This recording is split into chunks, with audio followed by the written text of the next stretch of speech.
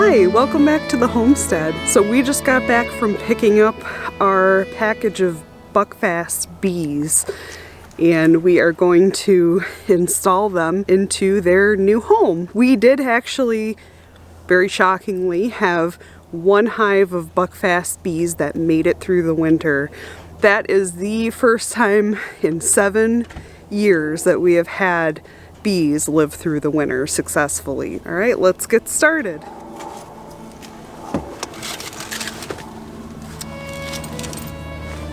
Oh, a couple are out.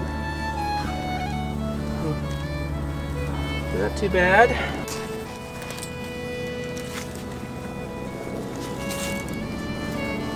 How many pounds is this? I think it's a 3-pound.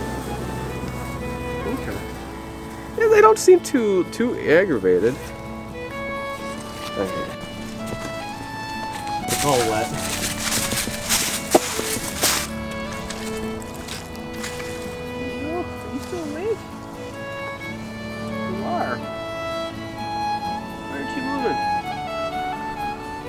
So yesterday I moved the whole bee stand here from our original location that's behind the barn. A few months back we decided that there was too much shade behind the north side of the barn, so we moved this over here. Yeah, and we got a new house, filled fridge in the new subdivision for the new bees. And where are the old bees? The old bees are back right back where the old stand was, about 3 feet off of it. And we're gonna just slowly be moving the bees, probably like 5 feet at a time, because the bees will get lost if we move it more than that. So we'll end up moving them. We'll move them out around the corner of the fence and down through the woods somewhere around here. We'll just be moving them just a little bit at a time, and eventually they'll go right back up on the stand over here. Now we have to install this 3-pound package of Buckfast bees into their new home. Got fresh frames on the top here, so there's nothing on them, never been used for the most part. And this is where the bees are going to expand into. And then on the bottom we have some fresh frames in the middle so that they can start building out brood comb. But on the outside, the 3 outside frames I put in honey that we salvaged. It's like a new house with a fully stocked fridge full of the best foods. So this is called a bee tool. It's basically a mini crowbar. Yeah, it's like a little paint scraper made for bees. Alright, so pop the lid. This is syrup. This is their food for the move. And I think on the end of this little zip tie right here, I think is the queen cell, or the little queen container. So let's see.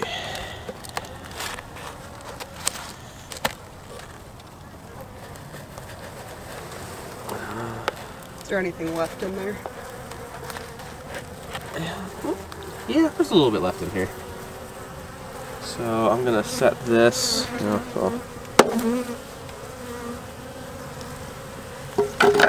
There, and then let's see here. Queen should be, yep.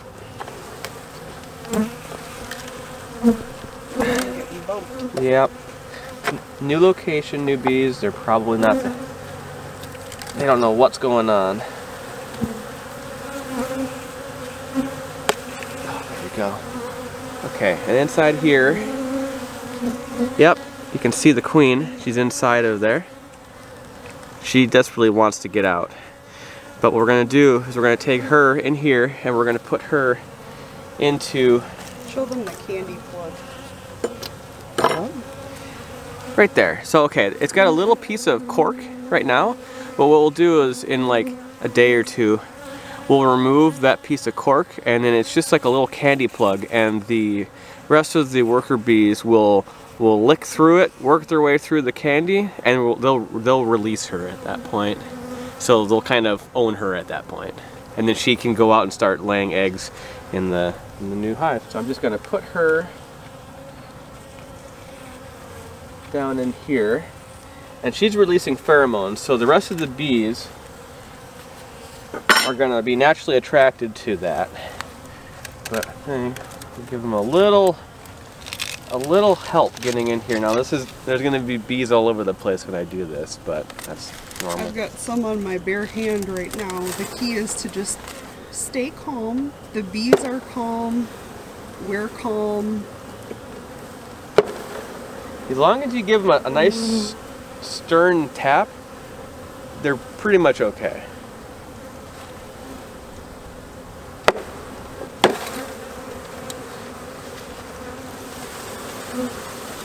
Yeah, we'll let the rest of them are just going to have to figure it out. And I'm just going to put the empty box on top of this here. Brush them off a little bit so I don't crush very many bees. I have bees all over me right now, and so does Erik.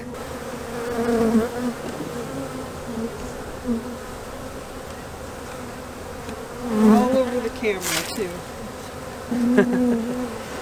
Yeah, we'll brush them off of ourselves here as we walk away.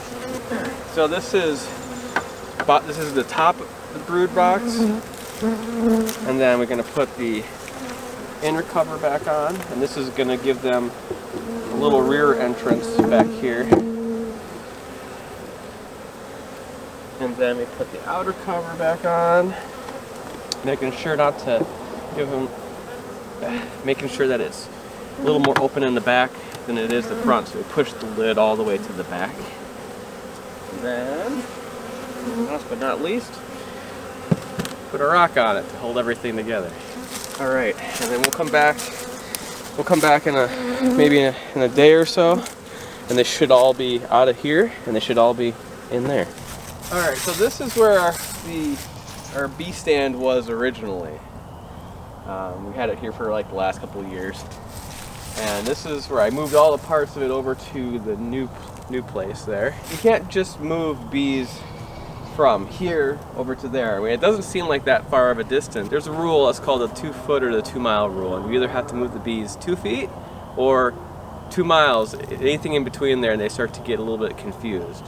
So what I ended up doing is I took them off of the existing stand and I shifted them over just a little bit, put them on a pallet just to get them up off the ground, and then we had a feeder that was on that stand, and they were getting, they're getting a lot of their sugar for the early start right now off of that, because there's like no flowers out right now. There's starting to be a few. Yeah, there's a few, but not enough. They're drinking off the maple blossoms. But now, why do you have a lot of grass here?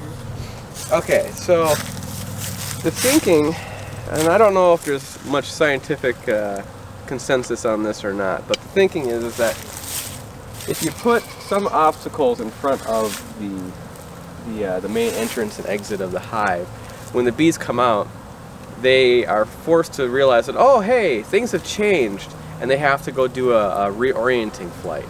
So they gotta kind of resituate themselves in the world. Otherwise, what'll end up happening is, if you don't have something like that, they don't realize that the hive was moved. They'll fly out in the morning just like normal, go out and do their business, and then they'll go back to where the hive used to be, based off of where the sun is in the sky. So it's just to get them, them get reoriented. Yeah, it's just to force them to check their compass again, make sure they know where they are, and then go from there.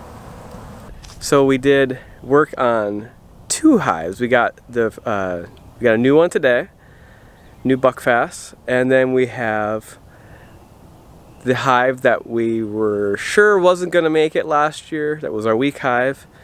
It managed to survive the winter. So this is our 7th year beekeeping, and we finally got a beehive to survive the winter. Yay! This is great. We checked in on the the overwintered beehive. They're doing good. We put in a whole bunch of honey that we kept from the previous, other hive that we had that died over the winter. So we held on to that, didn't process that, gave that back to the newbies, newbies, and yeah. So now they don't have to go foraging quite as much because there's not a lot of flowers out right now. It's just starting to get green. It's mostly sticks and mud right now in Michigan. So that's good. I'm feeling good about that. We'll check back in probably a day or so and make sure that the new hive is settling in okay, and then we'll release the queen, and I think we'll be off to the races with the second beehive. So we'll check back with you a little later. We need to. They drank it dry.